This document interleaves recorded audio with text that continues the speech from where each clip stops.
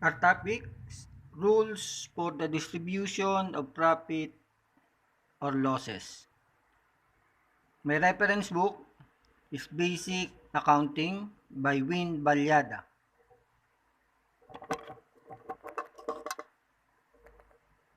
The profit or losses shall be distributed in conformity with the agreement. If only the share of each partner in the profit has been agreed upon, the share of each in the losses shall be in the same proportion.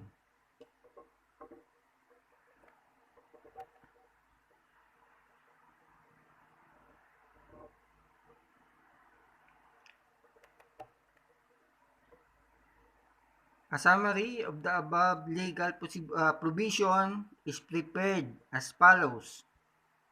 Profits. The profit shall be divided according to partners' agreement. That's number 1. According to partners' agreement. If there is no agreement, or in the absence of any agreement, as to capitalist partners, the profit shall be divided according to their capital contribution. Ratio of original capital investment or ratio of capital balances at the beginning of the year. Industrial partner, share as may be just and equitable under the circumstances, provided the industrial partner shall receive such share before the capitalist partners shall divide the profit. Industrial partner muna ang mag-receive ng share before the capitalist partner. Losses. The losses will be divided according to partners' agreement. If there is no agreement as to distribution of losses, but there is an agreement as to profits, the losses shall be distributed according to the profit-sharing ratio. In the absence of any agreement as to capitalist partners, the losses shall be divided according to their capital contribution, original capital investment, or ratio of capital balances at the beginning of the year. As to purely industrial partners, shall not be liable for any losses. Reason: the industrial partner is not liable for losses because he cannot withdraw the work or labor already done by him.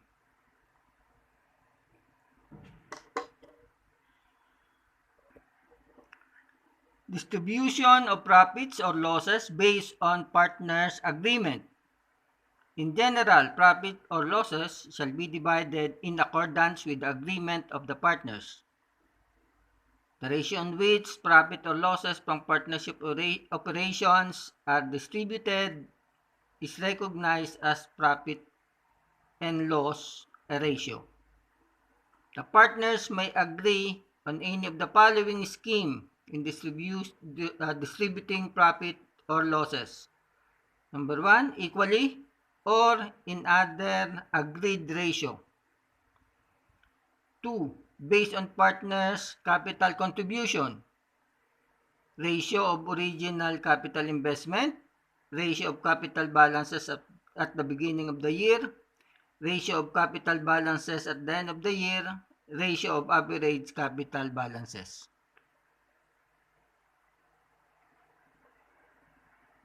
Next, by allowing interest on the partner's capital and the balance in agreed ratio. By allowing salaries to partners and the balance in agreed ratio. By allowing bonus to the managing partner based on profit and the balance in agreed ratio. By allowing salaries interest on partner's capital, bonus to the managing partner, and the balance in agreed ratio. Combination of 3 to 5.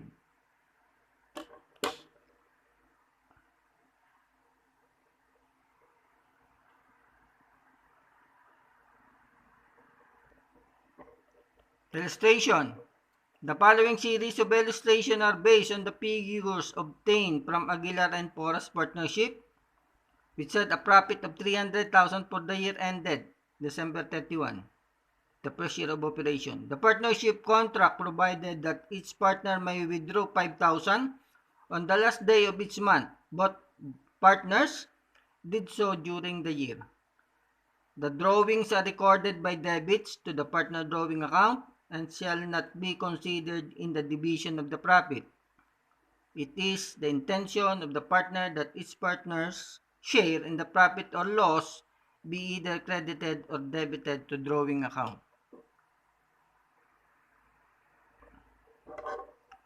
Aguilar invested 400,000 on January 1 and additional 100,000 on April 1. Porras invested 800,000 on January 1 and withdrew 50,000 on July 1.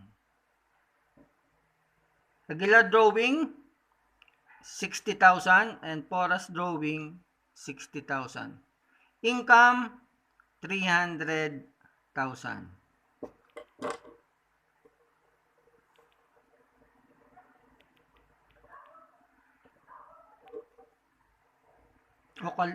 Equally or in other agreed ratio.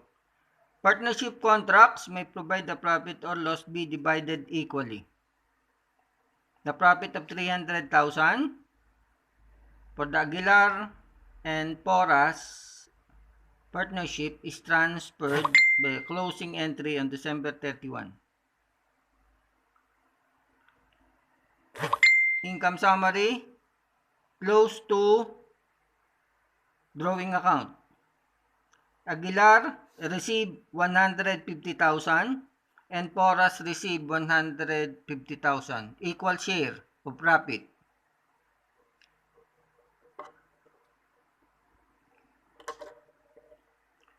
If the partnership had a loss of 200,000 for the year, kung loss, the income summary ledger would have a debit balance of 200,000. This loss will be transferred to the partner's drawing account by a debit drawing account for 100,000 and credit to the income summary of 200,000. Loss of 200,000, equal sharing, Aguilar 100,000 debit sa drawing account and Porras 100,000 to record the division of losses. Okay. Assume instead that Aguilar and Porras shared profit and losses in a ratio of 60-40 and profit was 300,000. The profit will be divided as follows. Sharing agreement 60-40. 60 for Aguilar and 40 for Porras. 60-40 respectively. The income is 300,000. Aguilar will receive 180,000. 300,000 multiplied by 60% ratio, 180,000. Porras will receive 120,000. Computation, Porras 40% multiplied by 300,000, 120,000.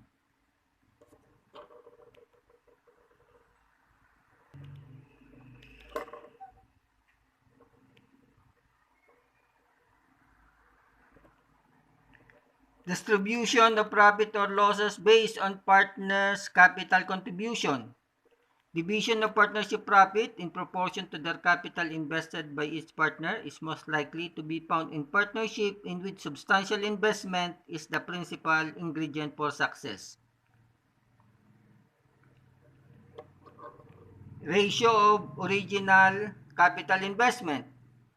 Example, assume that partnership agreement provide for the division of profit in the ratio of original capital contribution.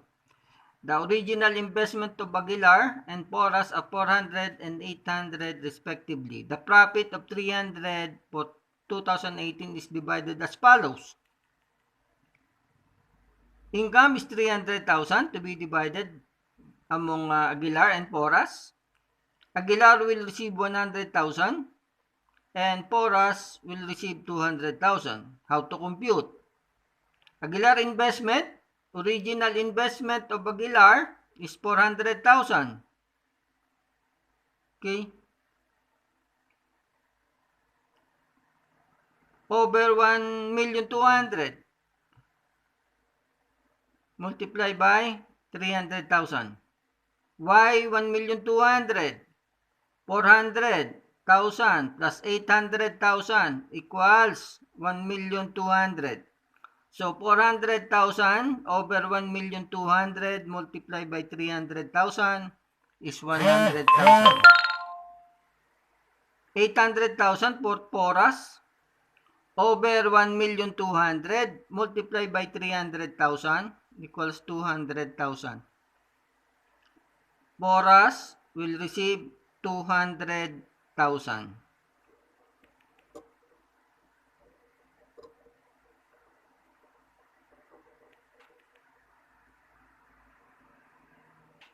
Computation based on original capital investment.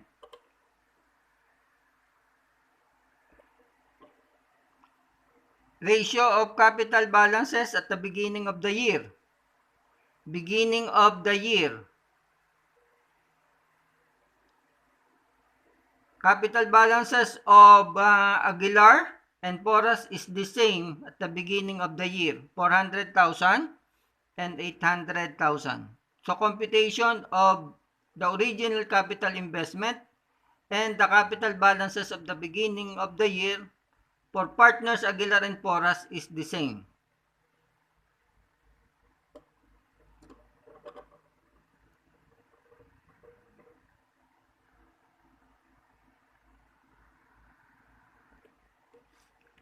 Next, ratio of capital balances at the end of the year.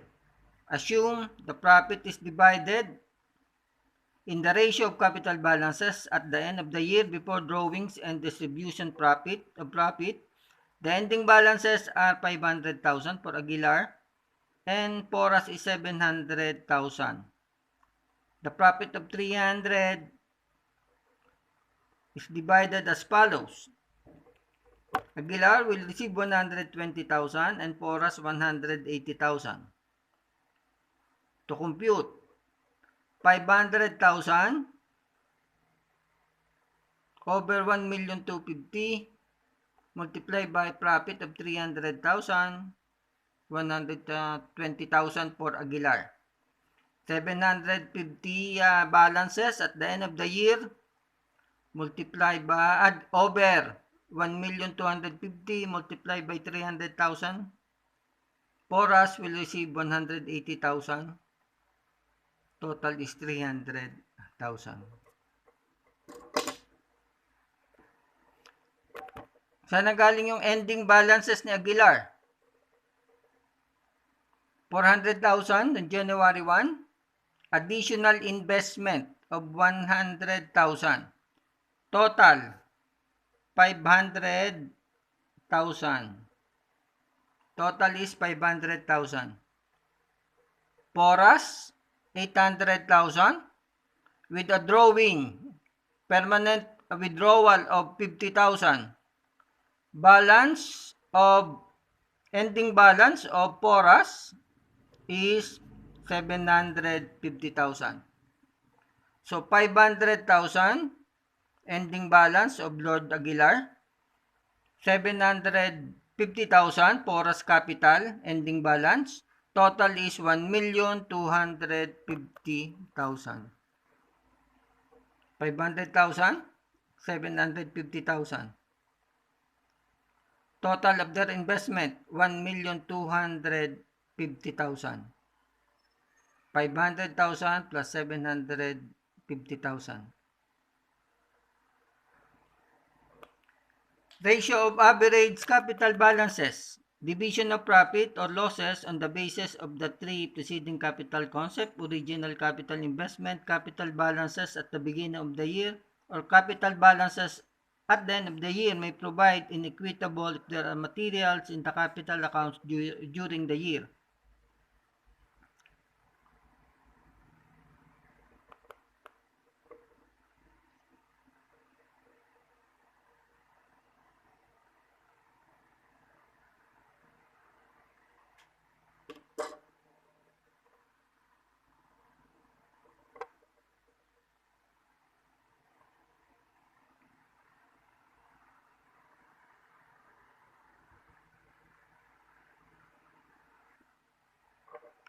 Computation of the average capital balances for Aguilar. On January 1, original investment 400,000. On April 1, additional investment of 100,000. So the total of Aguilar capital ending balance is 500,000. From January 1 to March 31 is 3 months over 12. So 3 over 12 multiplied by 400,000, 100,000.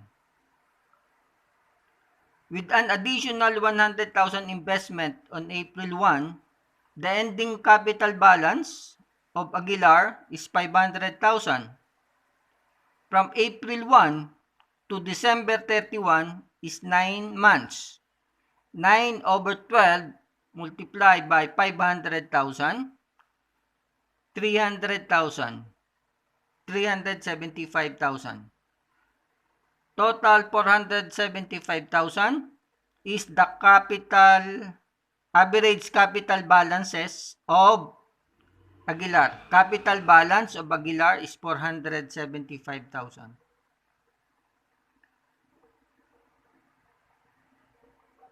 For Porras Capital, original investment is 800,000.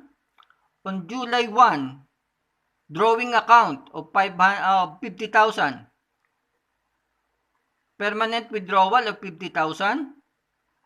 From 800,000, his capital balances is down to 750,000 on July 1.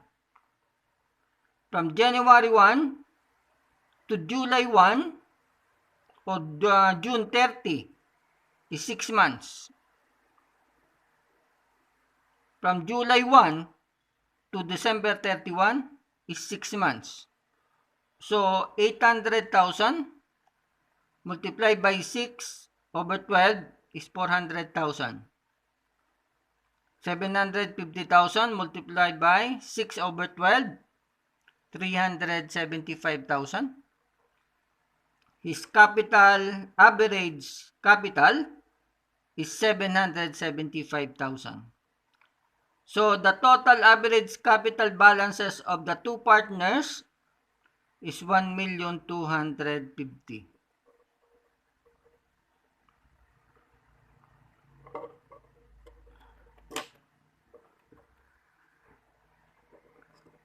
So the entry to record the division of 300,000 profit. Income summary 300,000 debit. Aguilar drawings is 114,000. Porras drawing is 186,000. Computation. 300,000 multiplied by 475,000. Average capital balance of Aguilar over 1,250,000. 114,000. Porras will receive 186,000. 775,000 average capital over 1,250,000 multiplied by 300,000 profit. Porras will receive 186,000. Total 300,000 profit.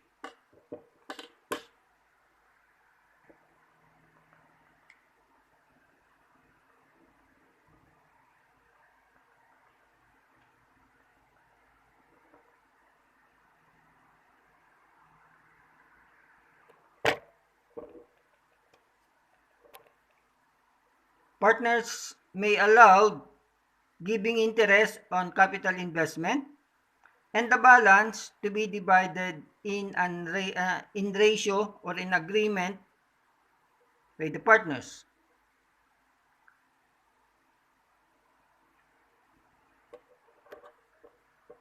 Dividing the profits in the ratio of partners' capital balances was based on assumption that capital investment were the controlling factors in the success of the partnership. Okay. Allowing interest on capital and the balance in agreed ratio.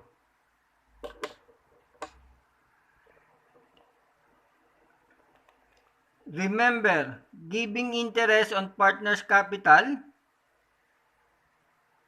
considered as mere techniques to share profit and losses equitably and not an expense of the partnership.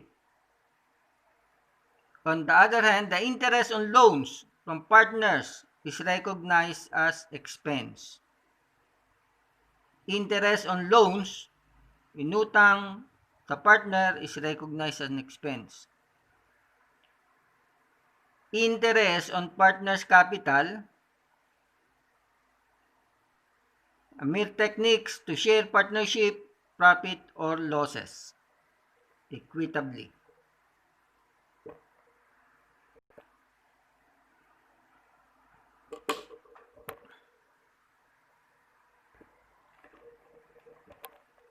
To continue the illustration of Aguilar and Porras partnership with a profit of 300,000, capital balances already shown.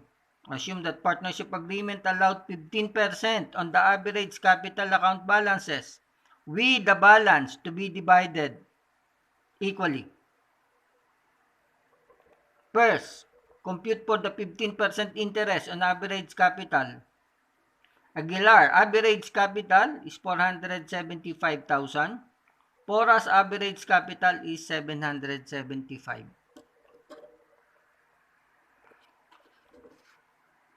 The computation of average capital for 75 and 775 for Porras.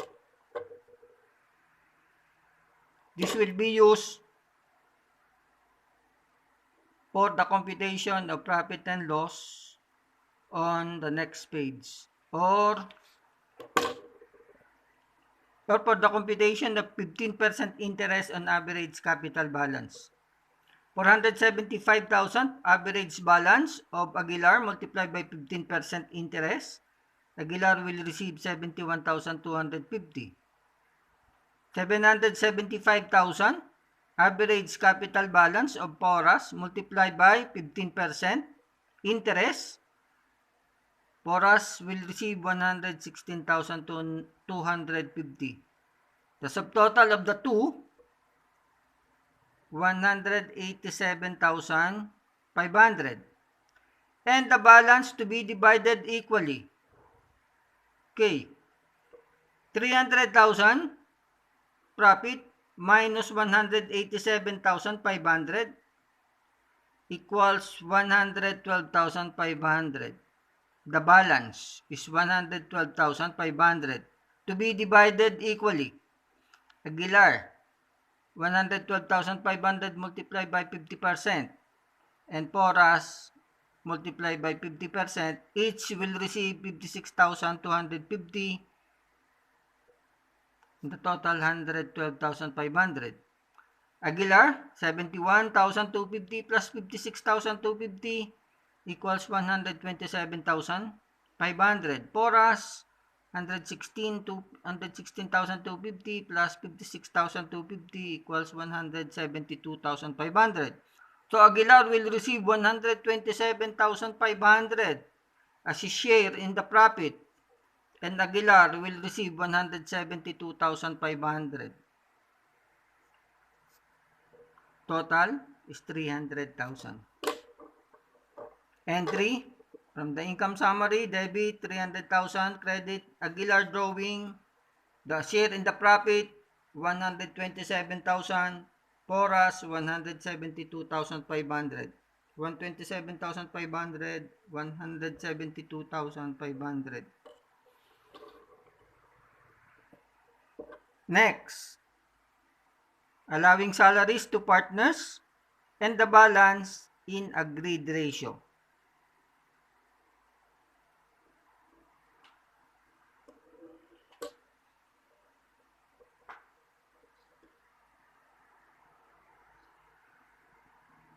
The profit sharing plan may provide for salary allowances for more valuable partner, hardworking partner.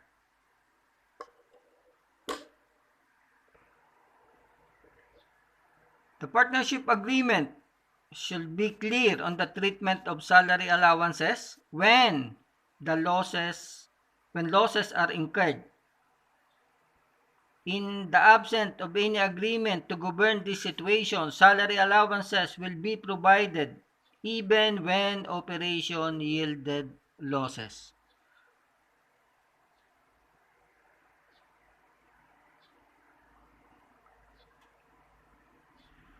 This allowance should not be confused with salary expense or with the partner's drawing account which is debited.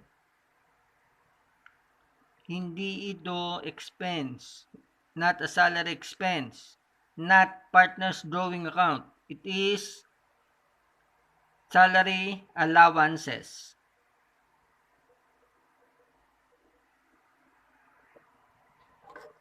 Okay, continuing the illustration for the Aguilar and Porras partnership. Assume that the partnership agreement provided for an annual salary of 100,000 to Aguilar and 60,000 to Porras, and the balance to be divided equally. The profit of 300,000 is divided as follows. First, salary allowances. 100,000 for Aguilar, 60,000 for Porras. Total is 160,000. And the balance to be divided equally. 300,000 minus 160,000 equals 140,000 balance. To be divided equally. 140,000 multiplied by 50% for Aguilar and 50% for Porras. Each will receive 70,000. Aguilar will receive a total of 170,000. Porras will receive 130,000 for a total of 300,000.